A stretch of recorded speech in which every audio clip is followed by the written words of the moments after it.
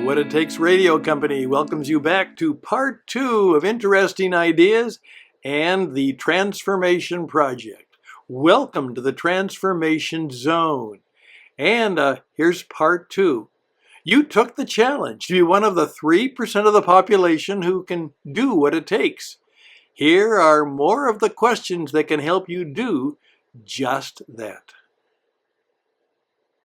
Greetings once again, ladies and gentlemen. This is Stan, the Coach Man, the Transformation Guide, one of the colleagues who are coming to you to help you perhaps live differently, maybe choose differently, be involved in doing some significant work, perhaps being a guide to transforming at least a part of the world, at least maybe your part of the world, the organization you're in, or perhaps you're going to just be able to keep it at home and live a better life, a transformed life. Well, we are in the business of helping people understand how they can do that and how they can pass that good stuff on to others. That's what we're all involved in the Transformation Project, the Transformation Zone.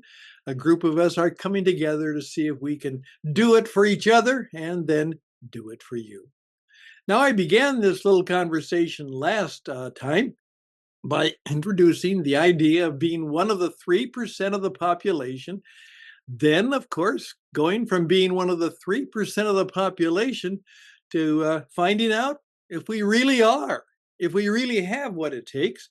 And I said with a smile and perhaps a little exaggeration that if you knew the answers to these 20 questions, you certainly are some of, maybe one of the most focused persons on planet Earth today.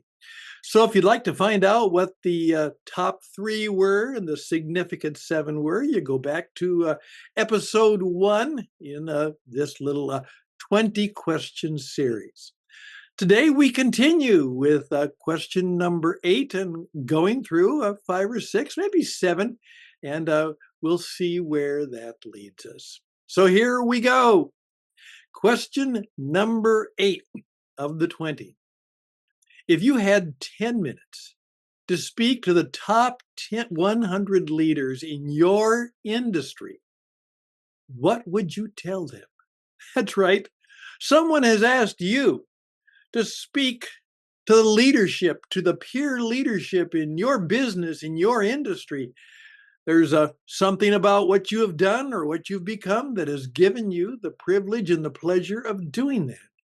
And remember, our last question was, what kind of principles and practices and things that are important do you want to teach your children? Now, put it in a bigger world, a greater frame. Now you have 10 minutes, just 10 minutes to challenge them, perhaps encourage them, maybe coach them. If you had 10 minutes to speak to the top 100 leaders in your industry, what would you tell them? Think about that. First of all, you'd have to decide what really is important to you and what is important to them.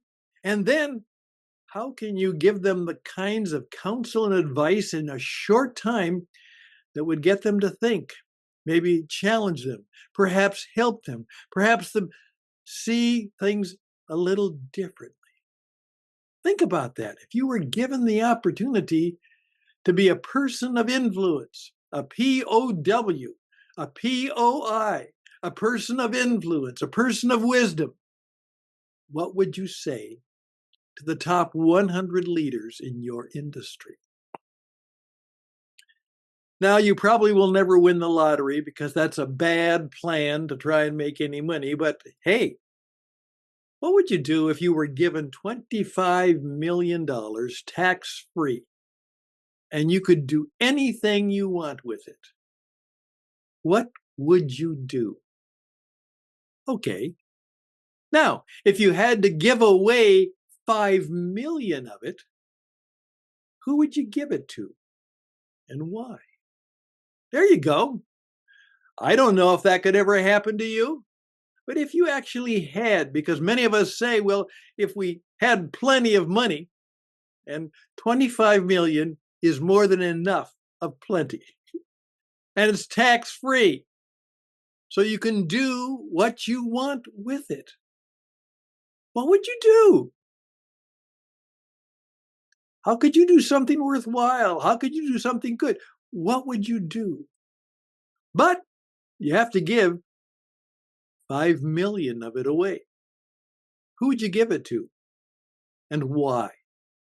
And I would hope that it would not just be to a friend or a family member. You might actually expand the people who would benefit from your 5 million. What would that be? Okay, here we go. What goal? Let's say, obviously, you set goals. You set daily goals. You set weekly goals. You set monthly goals. You're one of the 3%. You're always making a list of things and always thinking about things that you could do, want to do, would like to do. What goal, which once you achieved it, would you give you the most leverage toward achieving your other worthwhile life goals? Maybe it is to make a certain amount of money. Maybe it would be to have a position of leadership. Um, Maybe it would be that you could be on the radio, that you had great speaking and teaching and broadcasting skills. That would give you a whole bunch of opportunities to achieve your goals. Let me think about that, or let me think with you on that. I would love to challenge you about that because that's how people oftentimes gain the kind of leverage they wanted. They made sure that they knew what would be the most worthwhile goal. It might be hard, it might be tough, it might not be necessarily something I would love to do, but if I could achieve that goal, it would give me the kinds of resources and leverage so that I could achieve other goals. Do you know what that goal is? Think about that. And that will cause you to think very strategically about your life and about your business today. Hey, have fun. Is there a song that could be your theme song? What is it? What's your theme song? Um, Frank Sinatra was supposedly known for, I did it my way. By the way, he didn't like that song very much. And in fact, at his memorial service, they didn't even sing it or play it. It wasn't his song and it wasn't his favorite one, but it's the one that made him a lot of money. But what about you? Give Thanks with a Grateful Heart is one of my songs from deep in my faith. You know, hey, uh, it's a gift to be simple. It's a gift to be free. It's a gift to come down where we want to be. And when we come down in the place just right, we'll be in the valley of love and delight.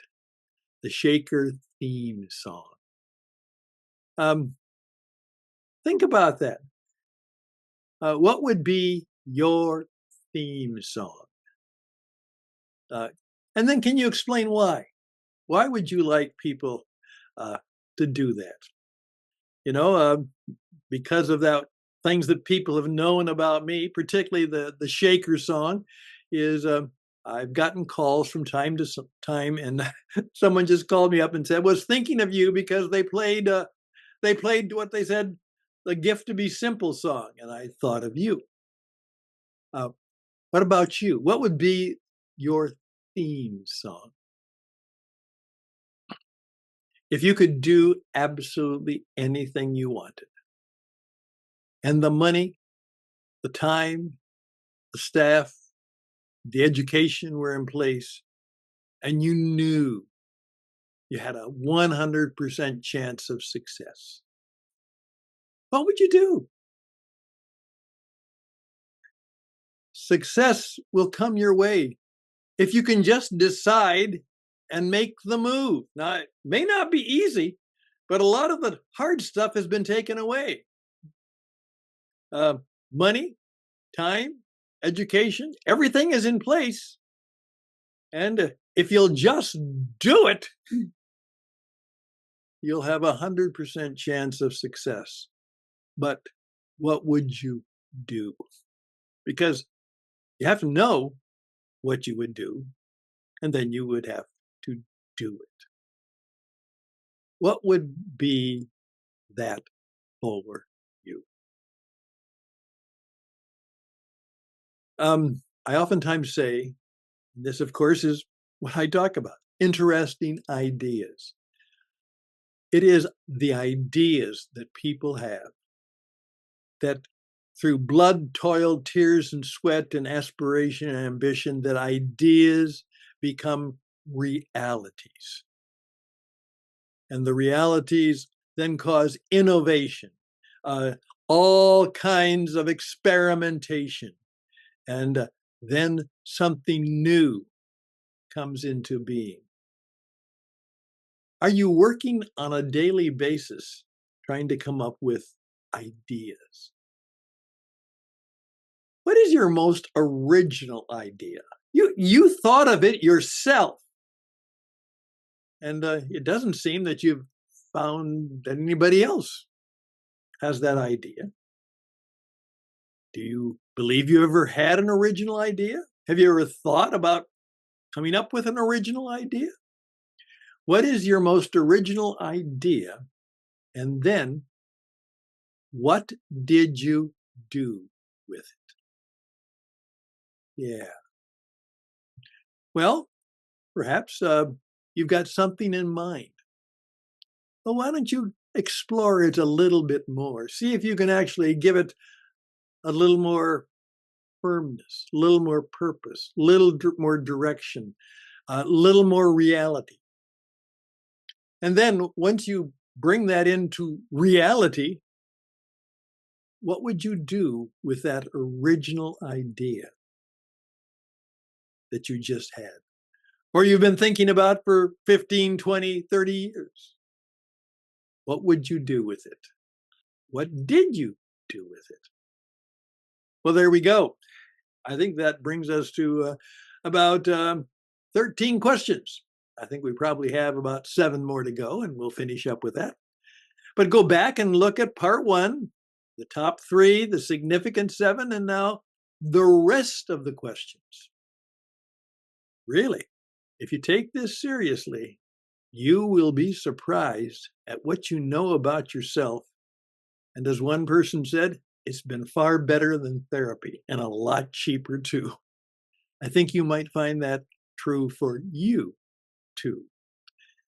My name is Stan. I'm the coach man, and I'm the one who spent a good deal of their life, my life, their life, my working with other people with their life, helping them discover what is really important in their lives. You know, I'm the coach man. It's what I do, and I do it well.